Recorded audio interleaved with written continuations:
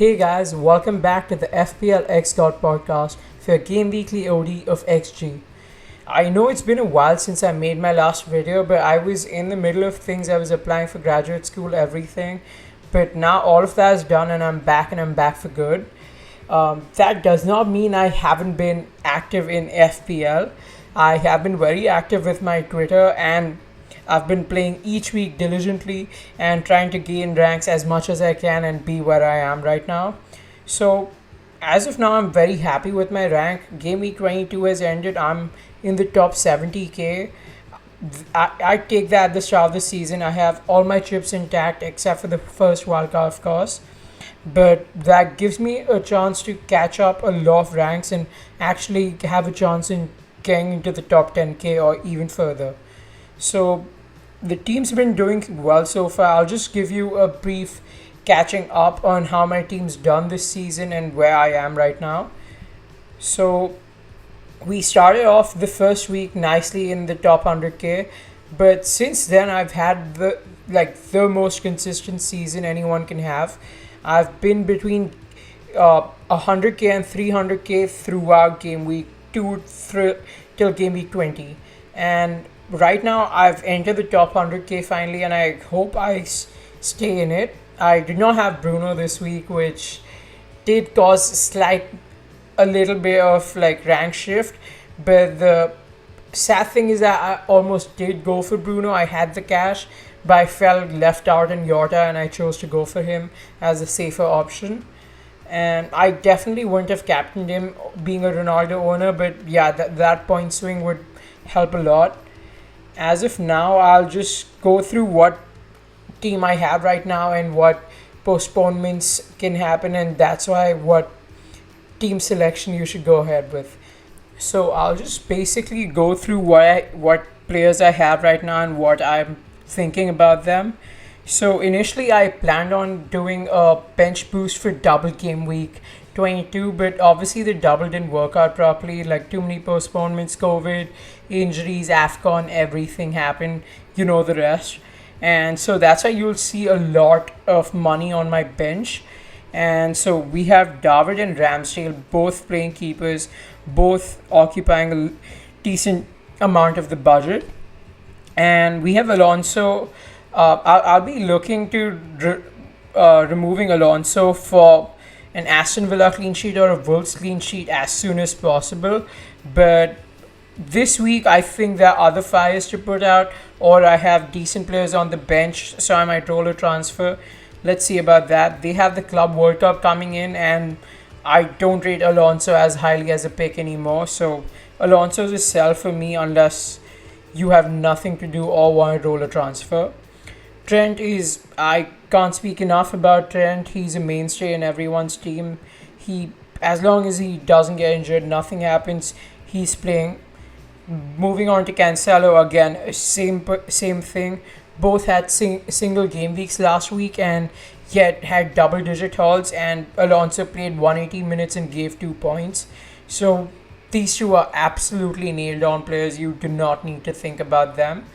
As for Matty Cash, I see a lot of talk about Luca Digne coming in, Aston Villa taking a few set pieces, having a lot of attacking threat. I feel safe as a cash owner. I don't have to worry about Digne or not Digne, like is it a trap or no. I am safe. I have cash. I don't need to think about that. But my recommendation would be Digne over cash.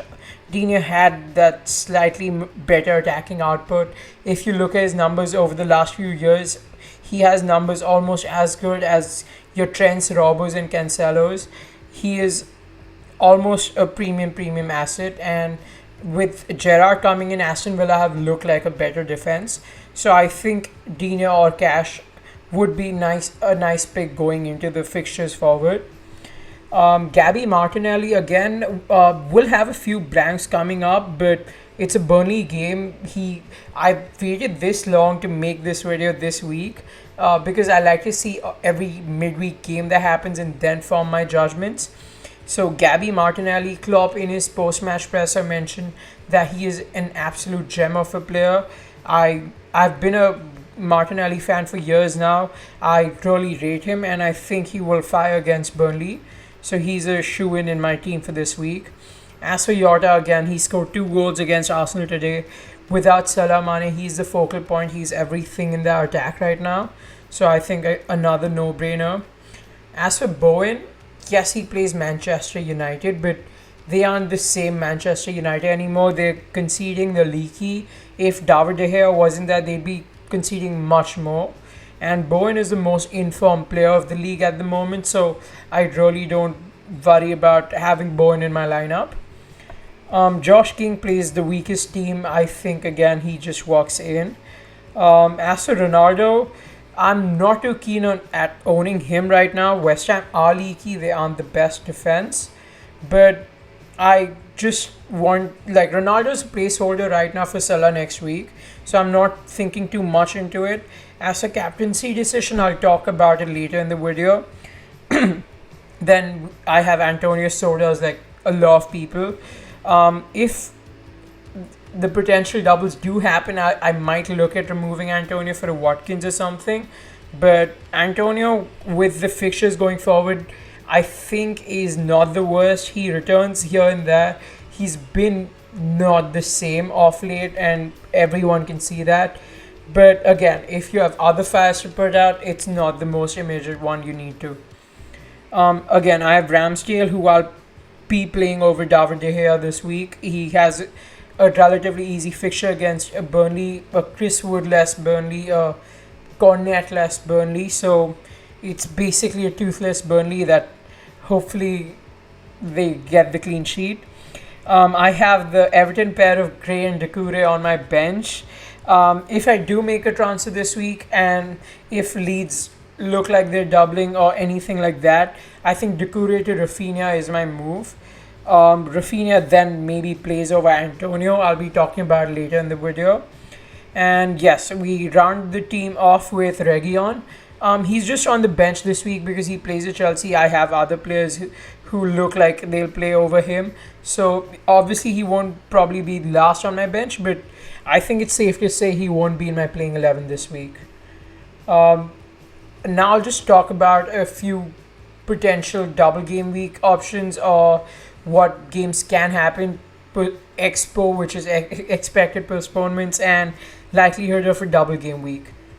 So when I talk about fixture postponements or predictions on when they will be the double game weeks or blank game weeks, there's only one name. You have to follow Ben Crellin on Twitter at Ben Crellin. So this man puts in a lot of effort for all of us. He makes this entire spreadsheet, and here if you go into the details, you can see when there is an available time slot and when the games can potentially happen. So I won't go into too much detail of future things. I think I'll make a separate video on that during international break and discuss on how the future of double game weeks and everything will happen. But for now, what we need to consider is that the deadline is in like 12 hours by the time you're watching this video, and we still do not know whether we have a double game week this week or no. And he has updated his prediction from before, and that's why I try to do these videos as late as possible, so like we have more chance and more news, so the videos don't get obsolete. And so the possibility now has changed. Earlier, the only two potential games for this weekend extra could be either Aston Villa playing Leeds or Aston Villa playing Burnley.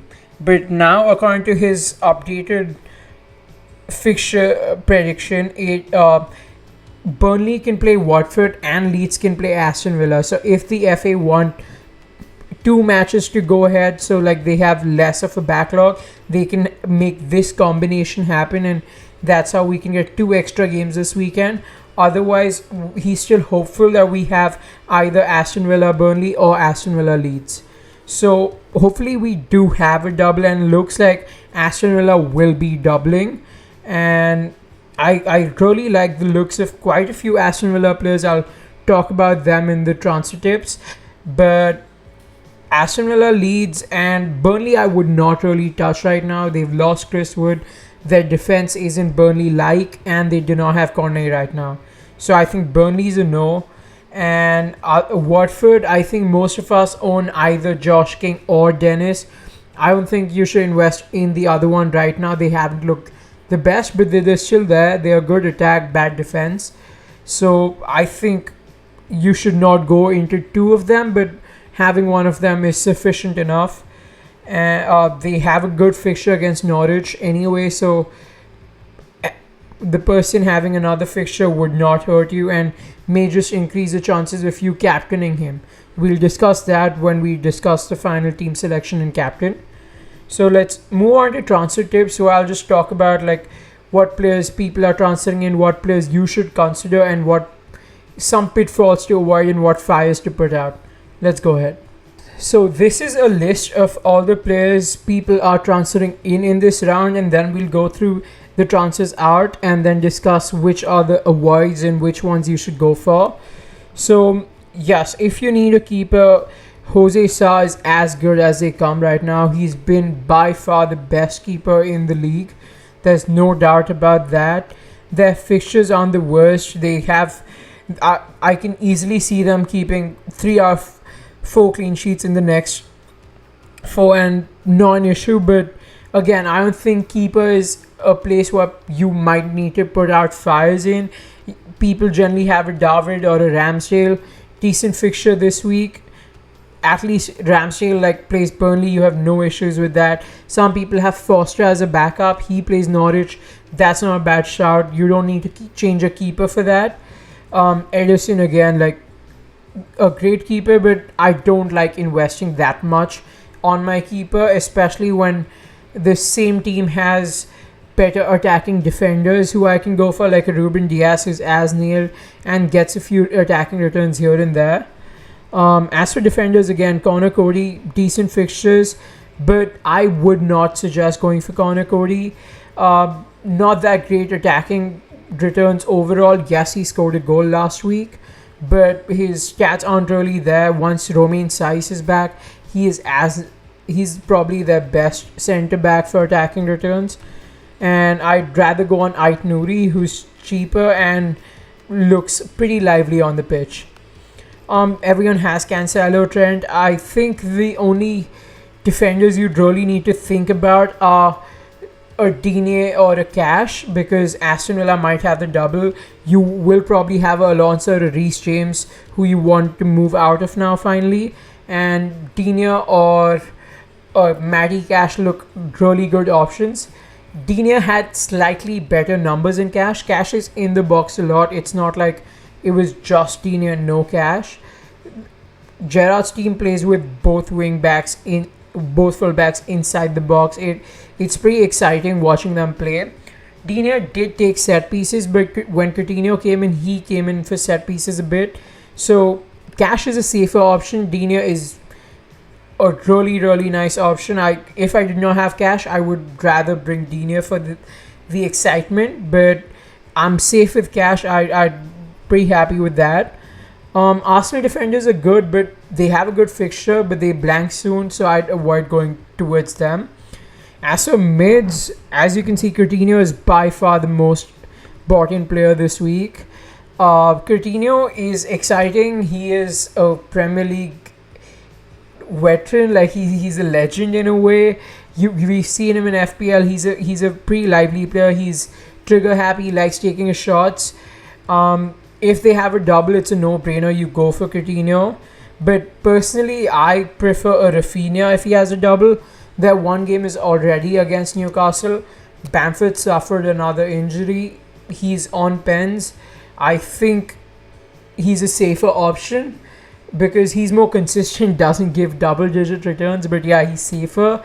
And Coutinho might not get the 90 minutes straight away every game. So that's there. I would definitely get Rafinha over Jack Harrison. Rafinha is a great player. His numbers are only improving right now. I think he is a buy, especially if they double. Jacob Ramsey is a great 8th attacker. A 4.6 mil. I owned him till like 2 weeks ago. I sold him because I wanted to make a better bench for the double. But yeah, I had him when he scored that one goal, and it's been good. He's been good. He looks as nailed as they get in an Aston Villa attack. He started the last 6 games. So yeah, I think he's a great option. As for attackers, I personally wouldn't go for ASM, too injury prone for an FPL type scenario. And Antonio, people already own. I am slightly averse with him right now. Watching him play, it's not the same Antonio.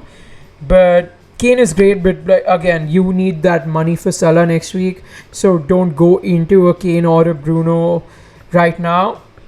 Ollie Watkins, again, great. They might have a double. He looks pretty nailed to start both games. He will attack. He'll be pretty good. No issues. One special thing I need to mention is the mids. I think one sector of the mids that people aren't really looking that into, mainly because of the Coutinho hype and everything, is City mids. Their fixtures are really, really great. KDB, Sterling and Foden look pretty nailed in that City lineup. Good attacking returns. Foden is a cheaper way into that. But if you have the money, Kevin De Bruyne looks like a really great option for now. But please make sure you don't use that as a Salah placeholder, because you don't want Kevin just for a week. If you're getting him in, you're getting him in for a longer period of time. So make sure like you have a Ronaldo or another way of getting into Salah. And as for defenders, other than the ones who double like Cash and Dina, the only ones I'd suggest that you look towards are a Robertson or a Diaz or a Laporte, because they're pretty good defenses. They're pretty nailed on for clean sheets and a good chance of attacking returns. Robertson has been pretty attacking off late, and people will be probably selling Alonso or a Reece James with money in hand. I cannot stress this enough. Whatever changes you make, please make sure you do not distribute your cash so much that you do not have an easy way into Salah. And Salah will be back for game week 24, so please make sure of that. So for this week in goal, I will have Aaron Ramsdale against Burnley. No issues with that. Trent Cancelo play. Cash will play even if it's a single game week against a weak Everton. There is a new manager bounce or whatever, but I still hope Cash does well. He has a good attacking threat and a potential double, so I think Cash stays in. Doucouré is a placeholder right there. I have money in the bank. I can easily get Rafinha for Doucouré. That's what I'm leaning towards. I might just do Coutinho or a City mid if there are no doubles. I'm assuming that a double will be announced before deadline, so please hold your transfers till as late as possible. I am putting Doucouré here as a placeholder for the Rafinha. Martinelli, I think, is a very good differential in my team for this week. People aren't going into Arsenal that much because they blank soon and they play a weak Burnley. I think this is a great fixture for Martinelli. As long as he's fit enough to play after Carabao, I think it's perfect. Jota again, central focal point of a Liverpool attack, no issues there. Bowen is the most informed player. Whoever he would play, I would play him. Maybe not for City, but that's about it. Josh King, potential double, plays Norwich. He starts. Ronaldo starts. Like, there's no issues with that. He is a placeholder for Salah next week, so we'll see about that. And Antonio starts in my team right now. On my bench, I have David De Gea, which is fine. He plays West Ham. Marcus Alonso. I don't need to put out that fire right now. I'll make that transfer next week. Decide, take the international break in, and then figure out which defender I need to go for. If it's a Rudiger, or if it's a Robertson, or if it's a Diaz. As for Demarai Gray, again, I might downgrade him to Jacob Ramsey soon, so I have a cheaper bench and a good attacking option. And Reguilon is just a bad fixture. He will play for me most weeks. No issue there. Captaincy will be a tough one, assuming there is absolutely no doubles this week. A safe option is Cancelo. Good ceiling. Everything works out. Rafinha against Newcastle is a good option. King against Norwich. But as of now, I'm leaning towards Gabby Martinelli if he's definitely fit. If I have no news on that, I will probably captain a Rafinha or a Cancelo. But if I, as of now, I'm feeling differential, I'll go for Gabby. I'll obviously update everything on my Twitter as we go, but obviously it'll be a very late transfer tomorrow, waiting for the double. Let's see how that goes and hope we get into top 10k soon. Thank you for watching. I'll be more frequent with my uploads now, and international break, I'll surely come up with a few ideas on how to explore FPL and how to go about the community.